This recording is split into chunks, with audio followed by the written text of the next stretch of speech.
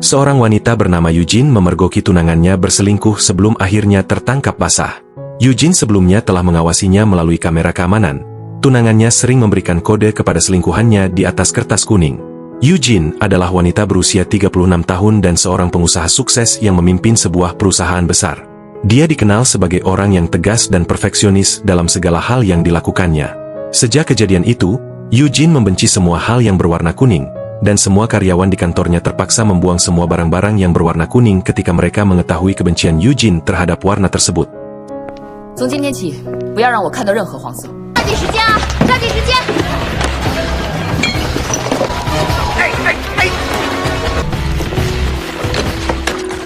Selanjutnya, kita akan diperkenalkan kepada seorang pria bernama Xiaobo. Dia bekerja sebagai pengantar barang. Sebelum bekerja sebagai kurir, Xiaobo adalah seorang pelatih terjun payung. Dia telah bekerja sangat keras untuk membiayai operasi telinga keponakannya. Setiap hari, Xiaobo mengantarkan paket menggunakan sepeda motor antiknya yang telah dimodifikasi untuk mendukung pekerjaannya. Kita kembali ke Eugene yang masih belum bisa melupakan tunangannya karena perilakunya. Eugene memutuskan untuk putus dengannya meskipun mereka akan segera menikah.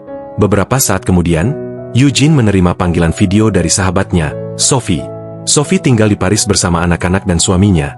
Eugene mencurahkan isi hatinya kepada Sophie. Ia juga menceritakan masalah yang sedang dihadapinya dan pertunangannya yang harus berakhir. Sophie menyemangati Eugene dengan mengatakan bahwa ia yakin suatu hari nanti ia akan menemukan pria yang baik. Namun, Eugene telah memutuskan untuk tidak menjalin hubungan dengan pria manapun. Kepercayaannya pada pria telah hilang dan ia mengatakan bahwa ia telah memutuskan untuk tidak pernah menikah. Meskipun telah memutuskan untuk tidak menikah, Eugene berharap ia dapat memiliki anak. Dari sudut pandangnya, hubungan antara ibu dan anaknya adalah hubungan yang abadi.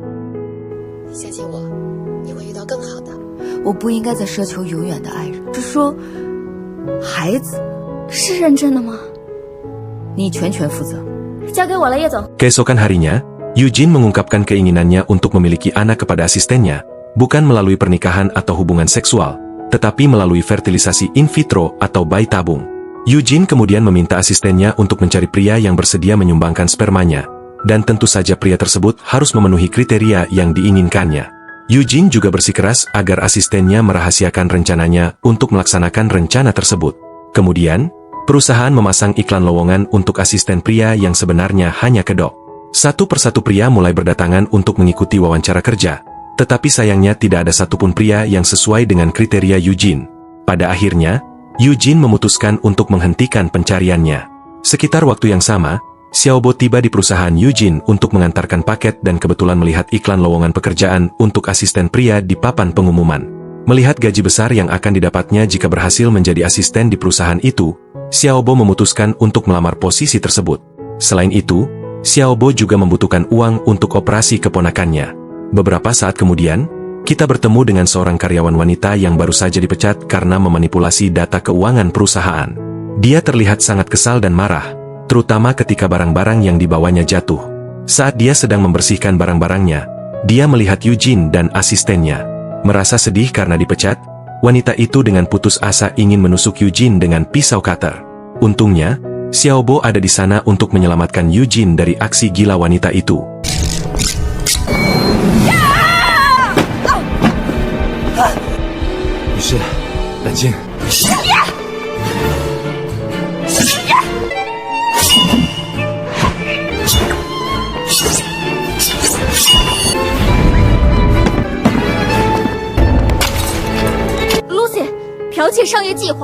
Setelah upayanya gagal, wanita itu akhirnya memberitahu Eugene bahwa dia akan kehilangan hak asuh anaknya jika dia tidak lagi bekerja.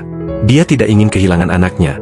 Saat wanita itu mengaku tentang anaknya yang sangat ia cintai, Eugene merasa kasihan padanya dan akhirnya memaafkannya. Eugene kemudian mengatakan bahwa ia akan memberinya kompensasi sampai ia menemukan pekerjaan baru. Berkat kebaikan Eugene, wanita itu mengakui kesalahannya dan berterima kasih padanya. Setelah masalah itu selesai, Eugene yang tampaknya tertarik pada Xiaobo menawarinya wawancara kerja. Setelah menjalani berbagai tes, ternyata kedua kriteria Eugene terpenuhi dengan sempurna. Xiaobo diterima sebagai asisten Eugene dan segera ia mendapatkan kontrak kerja tanpa membacanya terlebih dahulu. Xiaobo sebenarnya belum tahu apa yang harus ia lakukan karena hal terpenting baginya saat ini adalah uang. Asisten Yi Jin kemudian menjelaskan kepada Xiaobo bahwa ia akan menggantikannya sebagai asisten Yi Jin. Keesokan harinya, Xiaobo mulai bekerja dan pagi itu ia harus menjemput Yu Jin dari rumahnya. Xiaobo melakukan kesalahan di hari pertamanya bekerja. Ia datang terlambat. Kesal dengan ketegasan Xiaobo, Yu Jin kemudian menyuruh Xiaobo untuk segera beradaptasi dengan ritme aktivitas sehari-harinya. Jika tidak, ia tidak akan ragu untuk memecatnya. Hari pertama kerja Xiaobo benar-benar berantakan, tetapi pekerjaannya berjalan lancar di hari kedua. Yu Jin meminta Xiaobo untuk tidak membuat kesalahan lagi, terutama hari ini karena ia akan bertemu dengan klien yang sangat penting. Dalam perjalanan menuju pertemuan dengan klien, mereka sayangnya terjebak dalam kemacetan lalu lintas yang sangat buruk. Xiaobo kemudian berinisiatif mencari jalan alternatif dan meskipun jaraknya lebih jauh, ia yakin dapat menghindari kemacetan dan mengantarkan Yu Jin ke pertemuannya tepat waktu. Setelah berbelok ke jalan lain, di luar dugaan Xiaobo, mereka kembali terjebak dalam kemacetan. Akibatnya, Yu Jin akan terlambat untuk pertemuan. Dia memarahinya dengan keras dan hampir memecatnya karena kesalahannya. Xiaobo kemudian meminta Yu Jin untuk keluar dari mobilnya, karena rupanya Xiaobo meminta bantuan salah satu temannya untuk mengantar sepeda motor antiknya ke tempat pertemuan. Yu Jin yang tidak punya pilihan lain akhirnya setuju untuk naik sepeda motor bersama Xiaobo.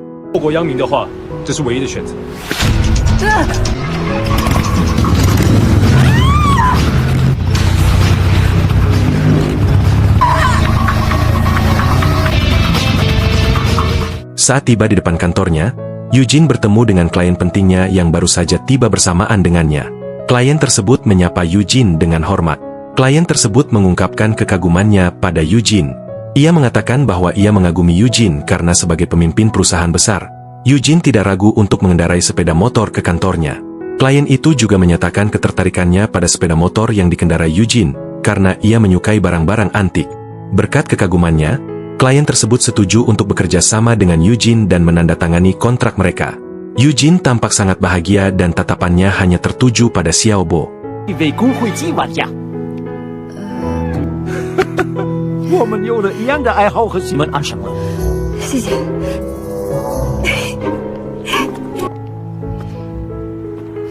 Beberapa hari kemudian, Xiaobo dibawa ke rumah sakit untuk pengambilan sperma. Dia mengira ini hanya tes kesehatan. Saat menonton video yang disediakan oleh rumah sakit, Xiaobo kemudian melanjutkan untuk melakukan apa yang perlu dilakukannya untuk mengeluarkan spermanya. Sayangnya, di tengah proses, video yang ditonton Xiaobo macet sehingga dia gagal mengeluarkan spermanya. Asisten wanita dan Yu Jin kemudian berkumpul untuk membahas kegagalan keduanya sebagai akibat dari kegagalan menyediakan gen yang dibutuhkan. Asisten tersebut mengatakan bahwa kontrak kerja Xiaobo telah berakhir. Asisten wanita itu akhirnya memberitahu Xiaobo bahwa Yu Jin sebenarnya tidak membutuhkan asisten baru. Dia direkrut karena spermanya. Sperma tersebut kemudian akan disumbangkan kepada Yu Jin untuk inseminasi buatan. Hal itu dilakukan karena Yu Jin menginginkan anak tanpa harus menjalin hubungan dengan seorang pria. Xiaobo tampak tersinggung dengan kata-kata Yu Jin dan memutuskan untuk pergi. Tetapi langkahnya terhenti ketika Yu Jin menawarinya untuk menjadi asisten pribadinya dengan gaji yang jauh lebih tinggi. Pada akhirnya, Xiaobo setuju untuk kembali bekerja dan menyumbangkan spermanya kepada Yu Jin. Asisten wanita Yu Jin kemudian memberi pengarahan kepada Xiaobo tentang bagaimana dia harus menjaga kesehatannya, apa yang harus dia makan setiap hari, dan jenis pakaian dalam apa yang harus dia kenakan untuk menghasilkan benih sperma yang unggul. Asisten yang dipanggil Nona Wei itu kemudian memberikan formulir untuk diisi. Formulir tersebut harus diisi dengan semua data pribadi Xiaobo, termasuk aktivitas seksualnya. Suatu malam, Xiaobo sedang menikmati makan malamnya di jalan dan sengaja memesan bir. Padahal dalam kontrak kerjanya dia diharuskan untuk berhenti mengonsumsi minuman beralkohol. Tanpa diduga, Yu Jin datang dan mengetahui apa yang telah dia lakukan. Melihat kedatangan Yu Jin, Xiaobo meminta maaf padanya, menyadari kesalahannya. Alih-alih marah padanya, Yu Jin malah memesan bir juga, dan itu membuat keduanya merasa semakin bersalah karena melanggar ketentuan kontrak kerjanya. Tak lama kemudian, asisten wanita Yu Jin tiba bersama staf medis, dan Xiaobo terpaksa ikut dengan mereka ke rumah sakit untuk menghilangkan semua alkohol dan racun dari tubuhnya.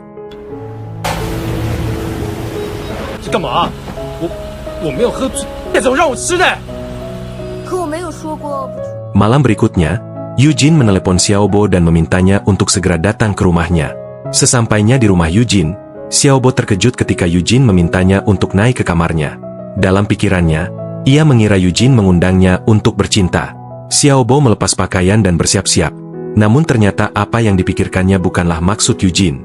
Yijin meneleponnya hanya untuk memintanya mengganti lampu di kamarnya. Pada akhirnya, ia harus menanggung rasa malu atas tindakannya. Keesokan harinya, Xiaobo berangkat untuk menjemput Eugene, tetapi pada saat yang sama, mantan tunangan Yijin tiba dengan buket bunga. Pria itu datang untuk meminta Eugene kembali kepadanya. Eugene menyadari bahwa Xiaobo dapat mendengar percakapannya dengan mantan tunangannya, Eugene, lalu mengundangnya masuk ke rumahnya. Kemudian ia mengatakan kepada mantan tunangannya bahwa ia tidak lagi mencintainya dan tidak akan pernah kembali kepadanya. Namun, pria itu tidak dapat menerima keputusan Eugene dan terus memohon agar Eugene kembali kepadanya, yang menyebabkan pertengkaran lebih lanjut. Untungnya, Xiaobo masuk ke rumah dan mengusir pria itu. Kemudian, Xiaobo dibawa untuk menemui ayahnya yang tinggal di panti jompo. Ayah Eugene menderita penyakit Alzheimer dan akibatnya ia mengalami kehilangan ingatan. Eugene meminta dokter yang merawat ayahnya untuk memberikan perawatan terbaik untuk kesembuhannya dan ia bersedia membayar berapapun biayanya. Saat Eugene bersiap untuk pulang, ayahnya mendekatinya. Ayahnya mengira Eugene adalah istrinya dan meminta Eugene untuk mengantarnya pulang. Eugene dengan tegas menolak permintaan ayahnya dan kemudian meninggalkannya. Di luar, Xiaobo mengkritik Eugene atas perlakuannya terhadap ayahnya, mengatakan bahwa Eugene seharusnya tidak memperlakukannya seperti itu. Kemudian, Eugene bersikeras bahwa apa yang dilakukannya kepada ayahnya bukanlah urusan Xiaobo, tidak perlu baginya untuk ikut campur dalam urusan pribadinya. Hari berlalu, malam tiba, dan Eugene pulang ke rumahnya, tetapi ia tidak menemukan Xiaobo di sana. Ia mencoba menghubunginya, tetapi telepon Xiaobo mati. Akhirnya, Eugene memutuskan untuk pulang naik taksi sendirian. Sesampainya di rumah, Eugene terkejut melihat rumahnya begitu berantakan dan kotor. Ternyata, tanpa izin Eugene, Xiaobo diam-diam membawa ayah Eugene kembali ke rumah Eugene. Dia sangat kesal karena Xiaobo berani ikut campur dalam urusan pribadinya, sehingga mereka berdua bertengkar. Akhirnya, Xiaobo memutuskan untuk berhenti dari pekerjaannya. Xiaobo, 你今天为什么关手机？我的家事你少插手。开不开机是我的自由，我带老爷子回他女儿家怎么了吗？当时一把屎一把尿把你带大，现在轮到你照顾他。你在骂我吗？我的家事关你什么事？今天你都敢这个样子，你是个冷血的女人，老子他妈不干，指望要生孩子。 Beberapa hari kemudian, Xiaobo menerima pesan dari Eugene yang memintanya untuk membayar denda karena telah secara sepihak mengakhiri kontrak kerja. Xiaobo kemudian segera pergi ke kantor Eugene dengan mobil Range Rover. Xiaobo mengklaim bahwa ia tidak mampu membayar denda sebesar itu. Bukannya kesal, Eugene malah tertawa terbahak-bahak melihat tingkah Xiaobo. Eugene kemudian menjelaskan alasan mengapa hubungannya dengan ayahnya tidak berjalan baik. Di masa lalu, ayahnya pernah berselingkuh bahkan di depan ibu Eugene. Sejak saat itu, ayah dan ibunya sering bertengkar. Suatu hari, karena tidak tahan dengan perilaku ayahnya, ibu Eugene bunuh diri. Kematian ibunya tidak membuat ayahnya menyadari kesalahannya, malah membuatnya semakin gila. Ia sering mengundang wanita ke rumah. Eugene kemudian memutuskan untuk meninggalkan ayahnya dan tinggal di Paris. Setelah mendengar cerita Eugene, Xiaobo meminta maaf kepadanya karena telah bersikap diskriminatif terhadapnya. Cerita kemudian berlanjut di rumah Eugene. Eugene penasaran mengapa Xiaobo tampak begitu ambisius untuk menghasilkan uang. Xiaobo kemudian menceritakan situasi yang dialaminya. Ia membutuhkan banyak uang untuk operasi keponakannya yang memiliki masalah pendengaran dan membutuhkan operasi implan membran telinga. Malam itu, mereka berdua mengobrol dan minum banyak anggur sampai mereka mabuk. Keesokan paginya, Eugene bangun dan terkejut mendapati dirinya telah tidur dengan Xiaobo sepanjang malam. 没有，什么都没有。是昨天晚上5分钟之后出门。叶总走了，那我应该怎么办？你跟我走。 Beberapa hari kemudian, Eugene bersiap pergi ke Paris untuk program IVF yang telah direncanakannya. Sesampainya di Paris, mereka bertemu dengan sahabat Eugene, Sophie, yang telah lama tinggal di Paris. Eugene meminta Xiaobo untuk pergi karena dia membutuhkan waktu sendirian dengan Sophie untuk membahas rencananya. Sophie, yang tampaknya tahu bahwa ada tanda-tanda cinta antara Eugene dan Xiaobo, menyarankan Eugene untuk tidak melakukan IVF dan meminta Eugene untuk menikahi Xiaobo saja. Eugene menolak saran sahabatnya, bersikeras bahwa hubungannya dengan Xiaobo murni untuk pekerjaan. Prosedur inseminasi buatan Eugene tiba dan Eugene siap menjalani semua prosedur yang akan dia jalani nanti malam. Xiaobo berjalan menghampiri Eugene yang tampaknya sedang memikirkan sesuatu. Eugene kemudian mengungkapkan bahwa dia sedang memikirkan apa yang akan dia katakan nanti jika putranya bertanya tentang ketidakhadiran ayahnya. Eugene memohon Xiaobo untuk membantunya. Xiaobo kemudian menyarankan berbagai skenario yang dapat Eugene ceritakan kepada putranya di masa depan, mulai dari meninggal dalam kecelakaan mobil dan tenggelam di toilet saat mabuk, hingga kecelakaan yang dialami Xiaobo saat memandu seorang tentara dalam terjun payung. Saat itu Xiaobo harus menyelamatkan seorang tentara. Xiaobo kehilangan kesadaran tak lama setelah melompat dari pesawat saat penyelamatan. Keduanya jatuh dari ketinggian dan menghilang. Xiaobo kemudian mengatakan bahwa dia lelah dan ingin tidur, lalu meninggalkan Eugene sendirian yang tetap diam setelah mendengar skenario tersebut. Suatu hari, Sophie mengadakan pesta di rumahnya.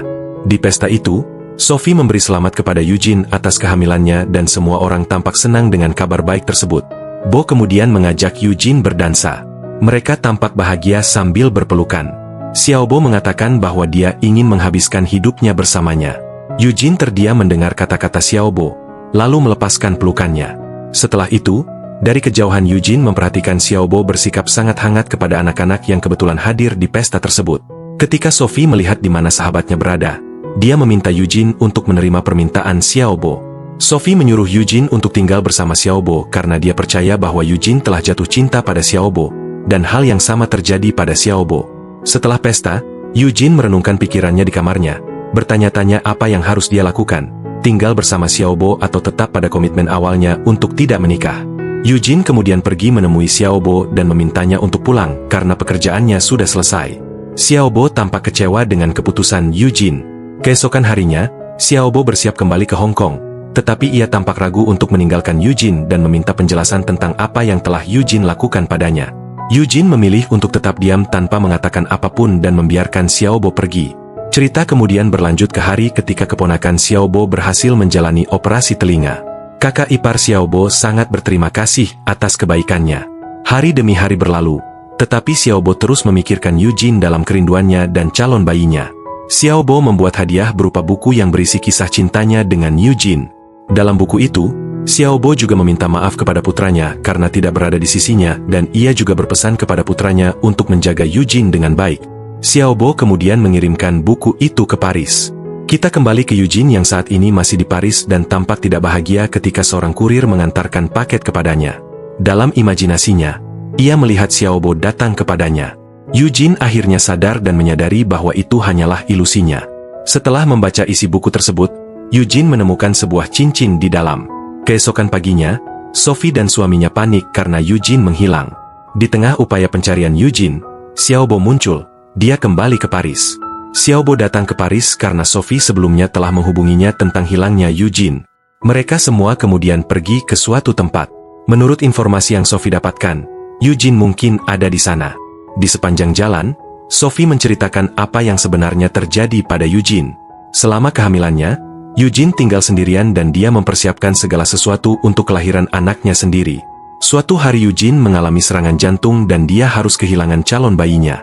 Karena kehilangan itu, Eugene sedih dan menderita depresi sampai suatu hari seorang kurir datang untuk mengantarkan hadiah dari Xiaobo. Sejak hari itu Eugene menghilang. Tak lama kemudian, mereka akhirnya berhasil menemukan Eugene berdiri di tepi tebing. Xiaobo bergegas menghampiri Eugene dan mencoba menenangkannya. Eugene tampak frustrasi dan ingin mengakhiri hidupnya.